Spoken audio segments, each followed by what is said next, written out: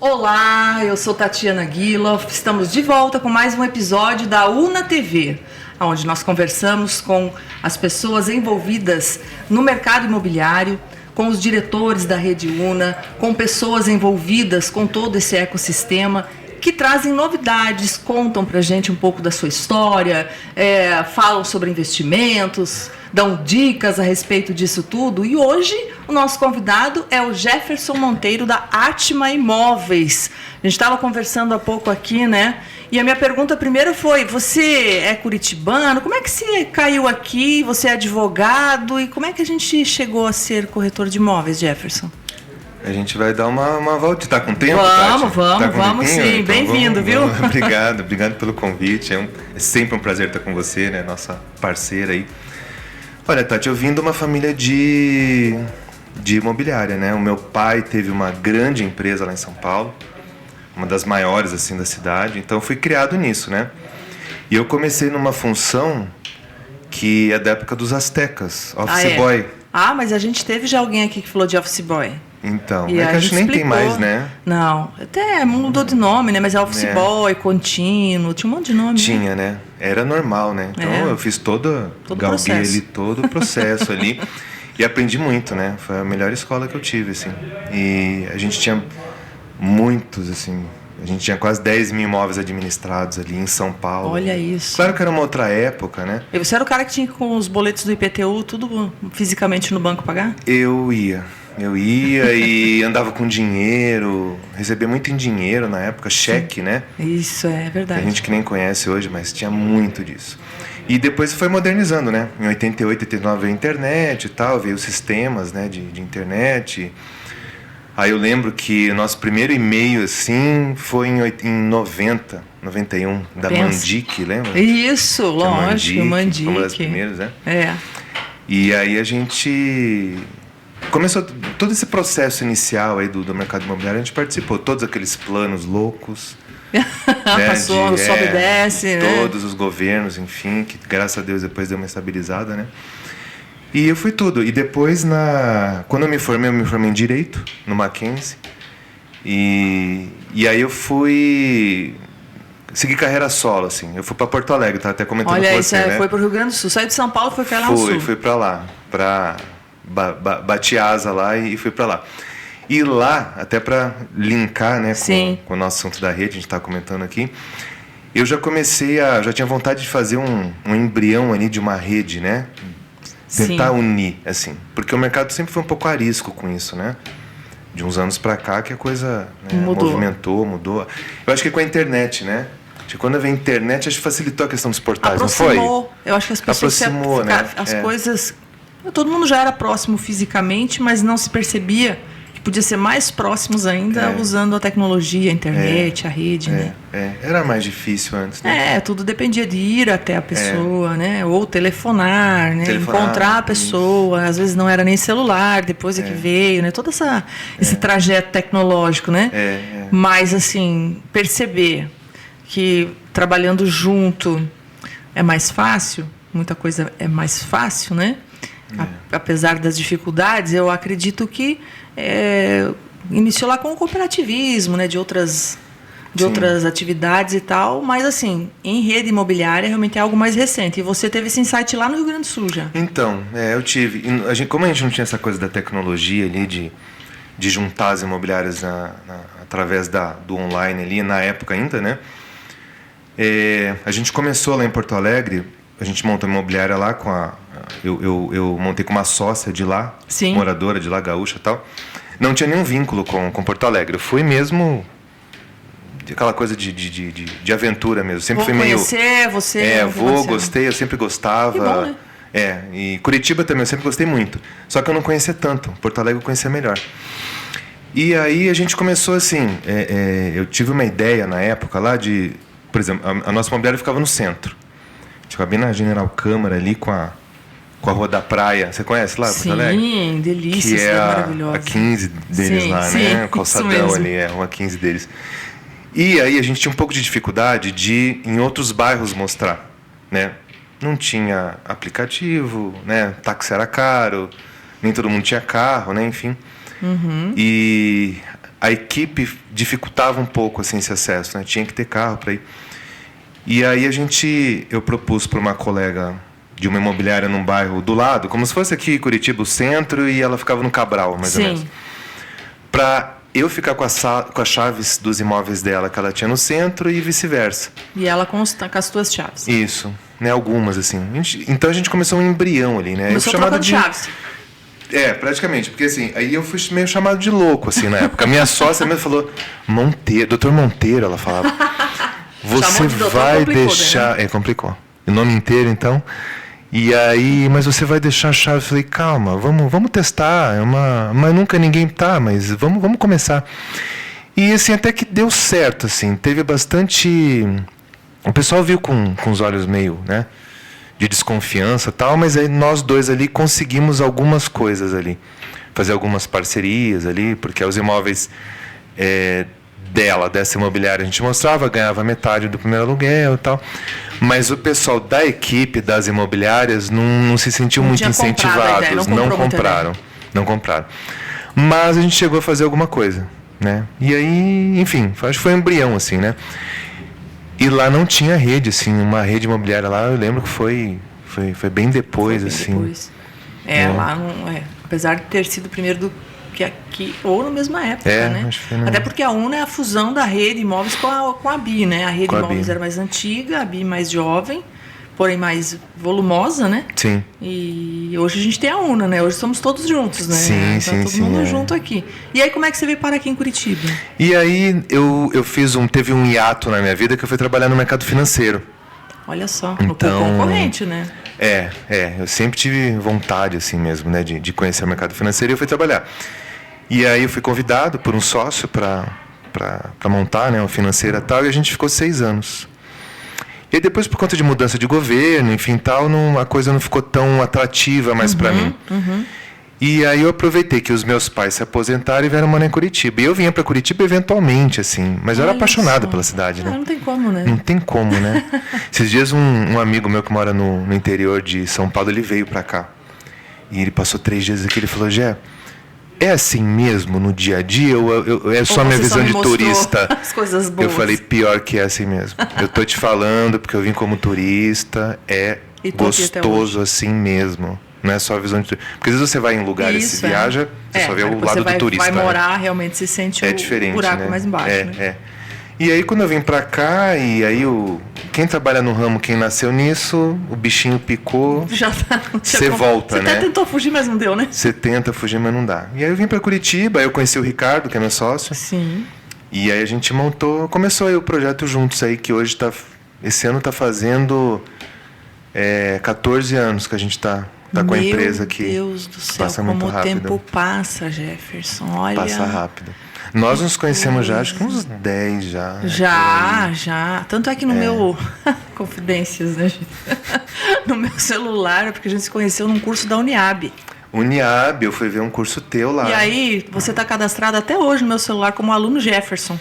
E eu vou te confessar que você está cadastrada como Tati Curso Secov. Olha isso, até hoje. Tá vendo só as confidências aqui? Aí depois a gente se falou, né, depois isso. Começamos a fazer algum trabalho juntos. A gente acompanha a Atma, né, quem não sabe, a imobiliária do Jefferson hoje, tudo isso que a gente está falando, que tem 14 anos, se consolidou através de uma empresa chamada Atma Imóveis, né? Isso. Que hoje está ali na região do Batel, atendendo o centro Batel. Isso. Se fortificou e consolidou bastante na área de locações, né, Jefferson? Sim, o foco é a locação. E aí eu te pergunto hoje, a locação hoje, mercado de locação hoje, a gente tem algumas dificuldades com relação a produto, né? Qual que é o pulo do gato? Como é que você faz para angariar imóvel? Dá para contar, não? Olha, se eu soubesse o segredo, eu até falava, mas assim, não tem, como todo mundo deve te falar, né? Não tem segredo.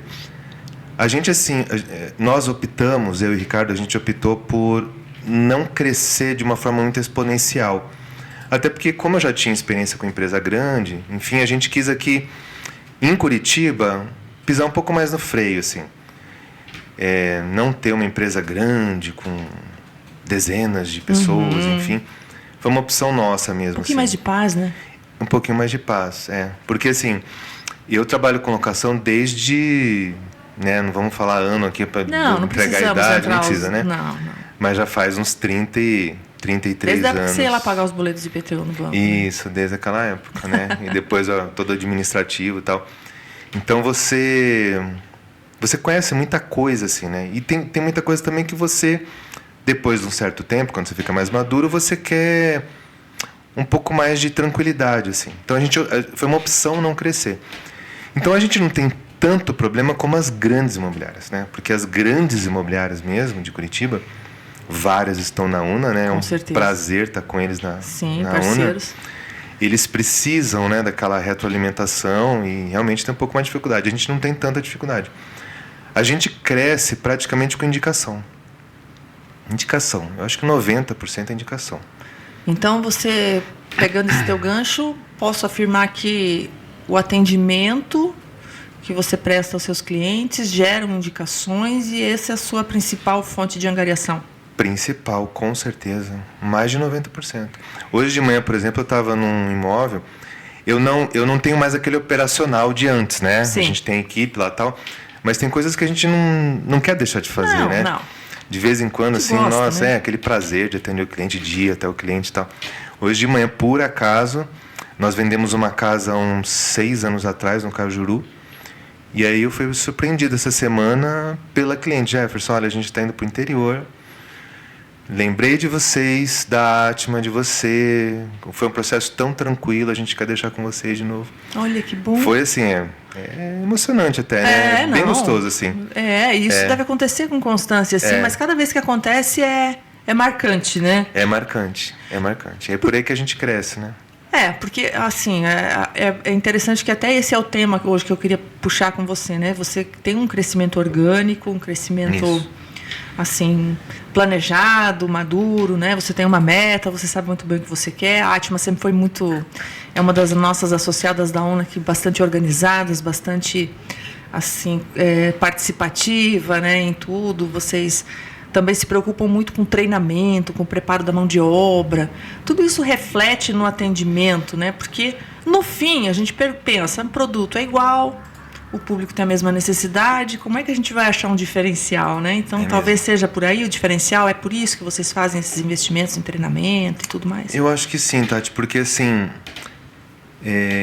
o treinamento é uma via sem volta, né? Não tem como, né? Comentei com você que eu tô com uma tossezinha chata, não, tá esse tranquilo. tempo seco aí. E curitibano, na época do inverno... Ou é nariz ou é... né? Eu não herdei essa, né? Mas graças a Deus, Que bom. Sofre um pouquinho com isso, né? Mas vale a pena, né? Vale. Tudo vale a pena. Eu acho que, sim, acho que principalmente com a vinda do online, né? Facilitou tanto, porque eu lembro que, assim, o último grande treinamento que a gente teve foi em São Paulo, na empresa de São Paulo. Eu lembro que a gente contratou um consultor na época e, assim... Não era tão fácil, né? Tinha que fazer depois do horário e ele tinha que vir. E tinha apostila em papel. Aí todo mundo saia com debaixo do braço cheio de coisa. Não é que era difícil, mas não é a facilidade que é mais hoje. Mais custoso também, né? Mais custoso, sim. Só de material, né? Você imagina? Sim. Várias apostilas. Sim. O que você tem tudo online. Material, lugar, tudo, a logística, né? Logística, isso. Tudo muito custoso. Tudo muito custoso. E hoje em dia é tão fácil que não tem como você abrir mão. Né? E a gente, como líder, né, das nossas empresas, aí, do nosso grupo, a gente tem uma obrigação social, aí, né, inclusive, de com quem a gente lidera, de estar sempre fazendo com que eles evoluam. Né? Diz que o bom líder é aquele que forma líderes. Né? Isso.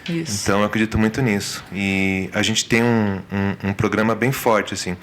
A gente até agora está iniciando um projeto com uma escola de educação à distância, uma escola de negócios, e que a gente vai implantar na empresa também, enfim. Olha que bacana. Para ter um pouco mais de assiduidade, assim. Porque às vezes a gente contrata pontualmente, né? Uma época do ano, às vezes muita gente faz assim, o negócio cai um pouco, eu vou contratar um consultor. E não é. Não, é constante, né? Você sabe mais do que ninguém. Sempre, é igual tomar banho, né? Você tem que tomar banho todo dia para ficar limpo. Não dá para tomar um banho de vez em quando, né? Não tem como. Treinamento é isso. Treinamento é isso. E você começa... O que eu sinto, assim, às vezes pode ter que, às vezes, um liderado teu seja um pouco, assim, avesso e tal, mas é incrível como tudo se encaixa, como as pessoas gostam. E claro, normalmente quem não quem não entra, né, quem não tem essa mentalidade acaba automaticamente fazendo a eliminação natural ali. Isso. Mas é incrível, assim, a gente vê que pessoas que não tinham muito essa prática do treinamento, como entra, assim, até pedem, né? Tá, e aí, conseguiram enxergar como uma oportunidade, né? Conseguiram enxergar, né? E você retém talento, né, Tati? Sim, isso aí isso é indiscutível, né? Aquela frase de que se você acha treinar cara, imagine não treinar, né?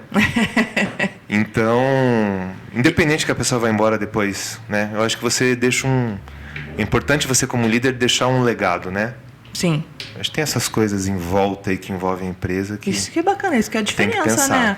Porque a gente, quando percebe que uma empresa tem um líder de fato e que investe em treinamento, que se preocupa com atendimento, e antes de tudo isso, ele sabe que para que isso tudo ocorra de maneira correta, a contento, ele precisa pensar nos colaboradores como profissionais, né? Então, quando os profissionais, corretores, atendentes, todos que trabalham na imobiliária, eu vejo que quando eles são tratados como profissionais, independente de estarem naquela imobiliária ou em outra qualquer, né? Você prepara ele para o mercado, né? Sim. Naquele momento ele está contigo, né? Sim. E o que você quer é que ele fique contigo o máximo de tempo possível, mas muita gente evolui tanto a ponto de fazer o seu próprio negócio, né? Isso. E eu acho que acaba sendo até prazeroso quando você vê a evolução de alguém que trabalhou com você sendo empreendedor também, né, Jefferson? Sim. Não, e é de coração mesmo, assim, né? Não é...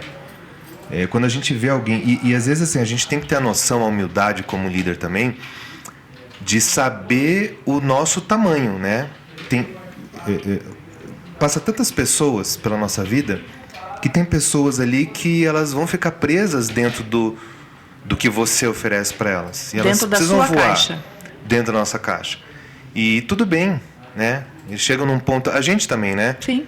A gente, tem hora que a caixa fica pequena e precisa sair da caixa. Como empresário, a gente quer, né, evoluir, novas coisas, novas situações. Faz parte, né? Faz parte do processo da evolução, né? E você tem que estar antenado com isso, né? Acho que é uma obrigação nossa como líder fornecer isso para as pessoas, né?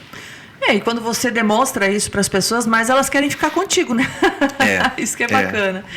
Voltando ali à locação, eu vou bater na locação ainda, porque vocês têm essa veia assim, muito forte. Claro que vocês também trabalham com venda, né? Venda de terceiros, lançamentos e tal. Eu quero que você me fale um pouquinho depois. Mas como é não é uma dificuldade, mas é um momento de mercado onde tem uma demanda, uma procura grande e uma baixa quantidade de estoque de produtos para locação, o preço naturalmente, né, como a lei da economia, aumenta, né, os valores aumentam, né. Você acredita que esse momento de falta de produto, né, você acha que isso vai passar? Quais são as soluções que você está enxergando? Ou é daqui para pior? Como é que você enxerga esse cenário, Jefferson? Olha, Tati, assim, a gente que vive no Brasil, que é um país que teve muitos altos e baixos, tem ainda, né? A gente teve uns anos aí de um pouquinho mais de estabilidade, mas eu não estava assim tão à frente da empresa, naqueles planos econômicos loucos, mas eu vivi tudo isso, né? Vendo meu pai ali, passando por tudo, diretoria e tal. Eu acho que a gente tem que ser adaptável e assim, tudo volta, tudo é cíclico. Tudo no mundo em geral, mas no Brasil tudo é cíclico. Então, se hoje está em baixa, uma hora vai. Volta, né? Então, e a gente tem que estar preparado para os momentos de baixa, né? Eu acho que a pandemia foi assim uma lição para todos nós, de várias maneiras, né? Acho que principalmente para o empresário, né? De não contar com o hoje, de fazer um planejamento. Eu sei porque eu faço parte de alguns grupos, né? De empresários de vários tipos, assim, de várias modalidades, vários ramos, vários mercados. Eu acho que uma coisa assim que eu ouvi, que é unânime, eu preciso agora me preparar. Porque infelizmente vai vir novas pandemias da vida, vão vir novas crises, né? Vão vir guerras, enfim. Algumas coisas vão atingir mais, outras menos, né? Eu acho que se preparar. E se preparar passa por várias coisas, assim, né? Inclusive entender muito do mercado, né? O mercado de locação, ele sofreu, assim, eu acho, assim, dois duas mudanças grandes, assim, que foi com o novo Código Civil, né? Quando alterou algumas coisas da lei. E depois, em 2012, de novo, quando houve mais algumas alterações, assim. E o advento da internet em si, né? Sim, sim. A própria geração nova que veio. A gente teve que se adaptar muito isso, né? Essa nova geração tá alugando mais ou comprando mais? Eu acho que tá alugando, Tati. É, né? É o que a gente percebe também. Tá alugando mais. Eles não têm muita... Muito apego? Muito apego. E as coisas mudam muito, né? Na vida deles. Eu acho que eles já vieram de pais que não tinham tanta... não valorizavam tanto essa coisa da raiz, criar raiz, e tudo bem também. Não, é a geração, é a mudança isso aí, faz parte, do né? mundo, né? Enfim, assim como na década de, sei lá, 40, 50, coisa diferente, as pessoas não tinham carro e depois se adaptaram. Tanta coisa, né? Tanto é que na época, a gente fala de épocas, né? Dizia que tem aquela máxima, né? Que quando minha mãe contava, né? Que para casar tinha que ter casa, então não tinha essa coisa do noivo, do namorado pedir para casar com a menina, mas a primeira coisa que o sogro perguntava é: você já tem casa, né? Então tinha que ter casa própria, então, tipo, era um requisito básico, né? Se fosse assim hoje, ninguém casava mais, né? Não que as pessoas estejam casando tanto, né? Já existem outros modelos, mas também. Tá tudo certo, né? Mas notar, o que eu percebo também é que existem dentro dessa nova geração as pessoas não são um pouco mais descoladas, elas não são tão apegadas às coisas, mas elas gostam de investir, elas estão ligadas mais do que a gente com a idade deles, talvez, em investimentos, em ganhos. Eu falo porque tem crianças, né, 18 anos, né, desculpe, né, mas 18, 20 anos ganhando muito dinheiro sentado dentro do quarto, na frente do computador, né? E esse pessoal investe em imóvel. Investe em imóvel também. Eu acho que essa geração, ela diversifica bastante. Né? É porque vieram coisas, né? Por exemplo, para você investir na Bolsa de Valores há um tempo atrás, você tinha que ir lá no pregão. Isso. Alguém tinha que te falar, né? Um corretor você tinha que confiar numa pessoa. Sim. Hoje é tudo online, hoje, né? Hoje já faz alguns anos já. Sim. É tudo online, então assim, eles conseguem diversificar mais. Mas eu sinto assim, Tati, o imóvel, mesmo para essa geração, talvez passado isso para eles pelas gerações anteriores, ainda é muito... Como é que eu vou te dizer? É ainda um foco, é um objetivo. Ele pode não querer agora. Pode não ser o primeiro. Isso. E não tão cedo. Mas verdade. quando você conversa assim, não, então...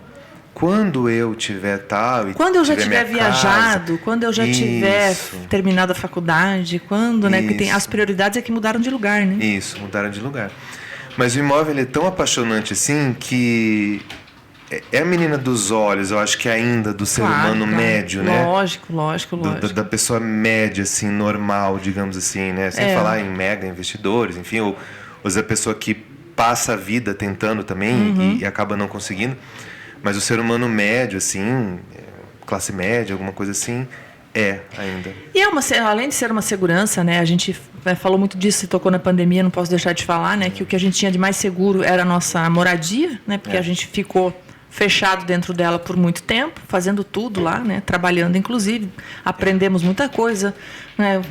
Que a gente, né? Tudo que todas as possibilidades que o nosso lar, que a nossa casa nos proporciona, né? E mudou um pouco também esse cenário, até do trabalho mesmo, né? Do presencial, online, híbrido, enfim, home, a gente mudou várias coisas, né? E as pessoas aprenderam também, eu acho que essa questão de ter a segurança, né? Talvez eu não more no imóvel que eu compro, que é meu, porque talvez eu não tenho... Posso morar num imóvel melhor, mas eu não posso comprar um imóvel melhor. Mas eu tenho uma renda lá que quando eu me aposentar, ou enfim, eu vou deixar para alguém, né? Então, eu acho que essa é uma questão assim que mudou um pouco, né? Mudou. Essa fase que a gente passou da pandemia também, eu até citaria como um terceiro mudança grande, né? Eu citei duas terceiro marco da legislação, foi um marco grande assim também na mudança do mindset das pessoas mesmo, né? O que você falou, valorizar mais aonde ela está, para onde ela volta todo dia, independente da profissão, enfim.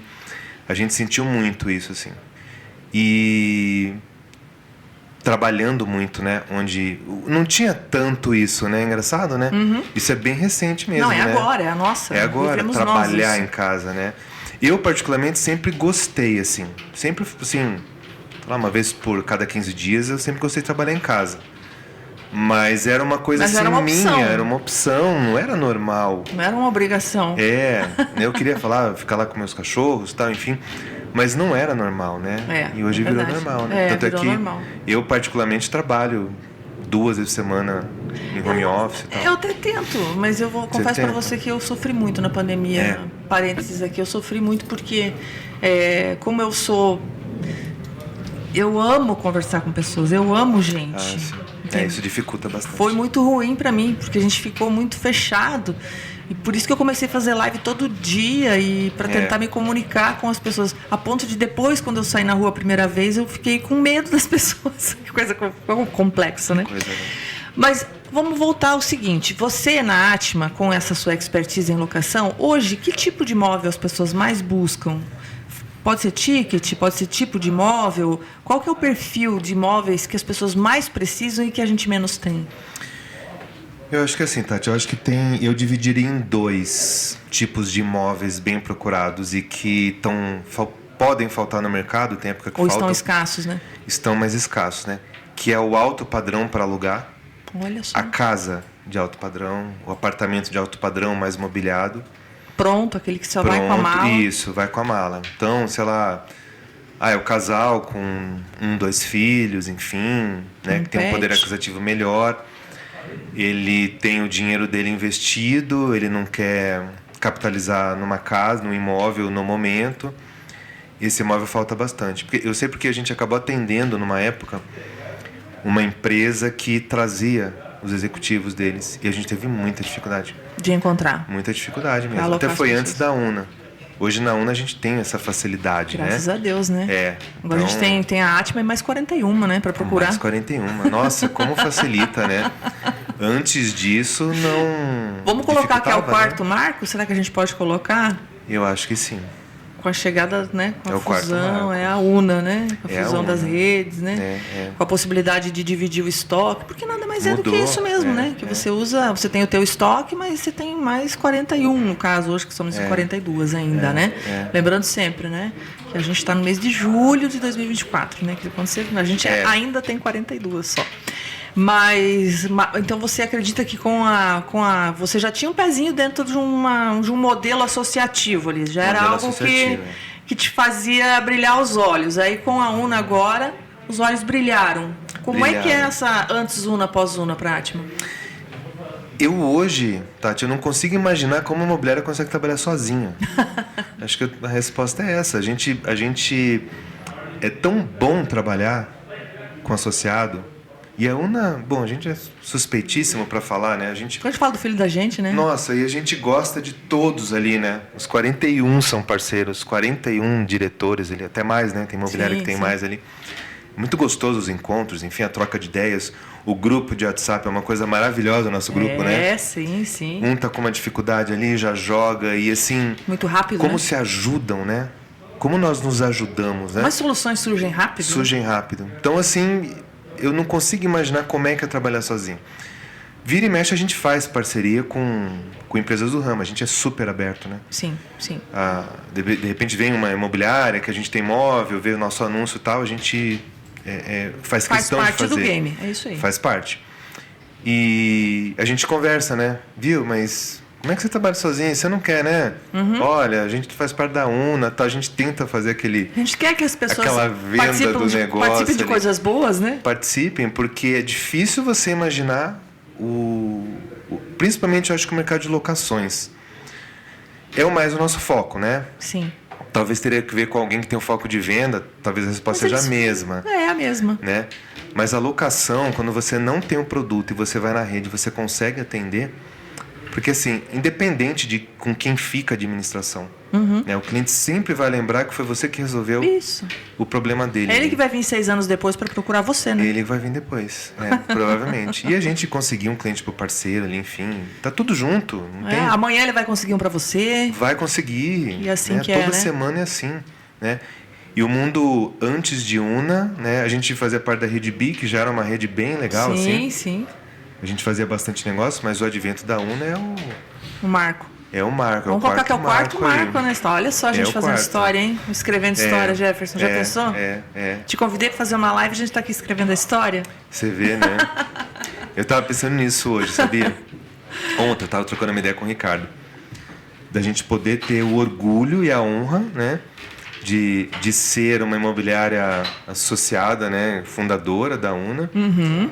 E o quão isso, o impacto dessa nossa ação, né? Para o mercado imobiliário, né? Sim. Porque o mercado imobiliário, ele é apaixonante. E aí não é por ser suspeito por falar. É que você nasceu dentro dele, né? Eu nasci dele. E assim, ele movimenta todo o resto. Esses dias eu tenho um grupo de amigos e a gente vira e mexe apresenta trabalhos, assim. Uhum. A gente se reúne e tal. E aí eu fiz questão de... E vira e mexe também a gente apresenta... Cada um apresenta detalhes da sua profissão. Certo. E eu apresentei um trabalho sobre mercado imobiliário, evolução ao longo da história. Uhum. E foi muito legal, porque aí eu tive que estudar... uma apresentação de 40 minutos ali entre amigos. Eu tive que estudar desde a época da Idade Média. Como é que surgiu, né? Os primeiros. Olha ali, isso. aquela coisa dos feudos. Olha isso, que barato. Quem cobrava aluguel a de quem. A história da moradia. História, foi muito legal, assim. Olha isso. E aí chegou na história mesmo, assim, estudando essa história, sempre o ramo imobiliário faz parte do motor da roda econômica da humanidade para tudo. E aí eu fiz uma pergunta pro pessoal. Quem que depende aqui? Eram 40 e poucos, né, amigos? Quem que aqui depende de locação para viver? Aí eles ficaram assim, não, mas tem imóvel locado? Eu falei, não, responda essa minha pergunta. Quem depende de locação de alguma maneira para viver? Entenderam, né? Ninguém entendeu. Tá, mas é para ter imóvel? Não. Vocês dependem para tudo. Onde a gente está hoje é um imóvel alugado.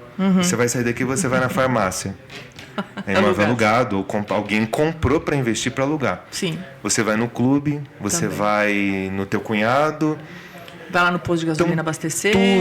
Tudo envolve. Tem alguém pagando aluguel para alguém que comprou aquele imóvel e pagou ITBI, pagou imposto, paga imposto de renda. Gira aí a roda do governo, né? A indústria imobiliária, assim. Você vê nas épocas de maior crise, a construção civil é porque ela está mais parada. Nas épocas de bonança, a gente vê que a construção civil está acelerada, aumento do número de construções, de prédios. De emprego, né? Porque o índice de empregos no Brasil também ele é muito voltado e medido, né? A construção civil tem um impacto muito grande nos empregos, né? Nessa questão. Então, quando a gente percebe, a gente conversa com pessoas do mercado, da área construtiva e tem dificuldade muitas vezes de construir alguma coisa em algum lugar determinado. Eu pergunto, mas por que tem tudo? As pessoas estão querendo comprar, por que vocês não constroem lá? Porque eu não tenho mão de obra lá. Falta mão de obra para o mercado de construção também.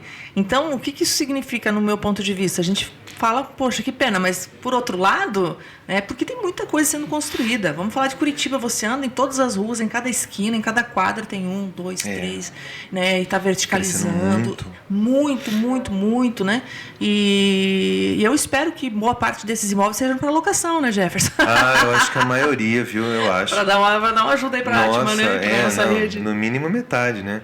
E você vê que o Índice Nacional da Construção Civil, o INCC, ele é indexador para várias coisas, não só no mercado. É verdade. Se essa economia está ruim e tal, o mercado imobiliário não está bom, né? Agora, se o mercado imobiliário está movimentando, está construindo, está fazendo, está vendendo, não tem como dizer que não está girando, né? Está acontecendo, né? E a gente fica feliz de participar disso, porque eu falo o mercado imobiliário, o corretor de imóveis, o construtor, todo mundo que é envolvido nessa indústria. Todo mundo. É um pouquinho ou bastante, não sei em que tamanho, mas é um agente de mudança do sistema urbano mesmo, né? Porque sai um loteamento lá que vai virar um bairro, que vai virar uma vila, que vai virar... É um corretor de imóveis ou é alguém que foi lá, que vendeu a área, que comprou a área, o outro foi lá, loteou, outro incorporou, outro construiu, não sei o quê. Então sempre cadeia ali. Sempre tem o dedo de um corretor de imóveis no meio da história, né, Jefferson? A gente é metido, né? Eu falo, eu não sou corretora não, mas por osmose, tá? A gente é metido. Você é mais do que muito, né? Entende mais do que muitos aí. Ai, que bacana. Mas a figura do corretor de imóveis, eu faço parte do CRES também, né? Sim, Eu sou conciliador lá. Eu e o Ricardo, meu sócio. Sim. Então, um trabalho muito legal que valoriza muito o corretor e a imobiliária. A gente faz a conciliação quando há um problema, né? Sim. Um cliente tem um problema com o imobiliário ou com o corretor, procura o CRES, faz a denúncia e o primeiro passo é a gente fazer a conciliação. Tanto é que é um índice de mais de... Até esse ano eu não vi, mas o índice histórico sempre foi de 70% de acordos. De... Bons acordos. Desculpa a tosse da... Não, tranquilo. Solução? Frutíferas, né? De audiências frutíferas. Perfeito. De soluções. Então, que saíram dali com uma solução sem judicializar. Com uma solução, sem judicializar. Olha que coisa boa, então, né? você imagina o número de processos que o CRES, né, como o órgão, Sim. consegue tirar do judiciário. Quantas pessoas satisfeitas, né? Pode ser que de repente não ficam tão satisfeitas mas elas evitaram um problema muito maior depois.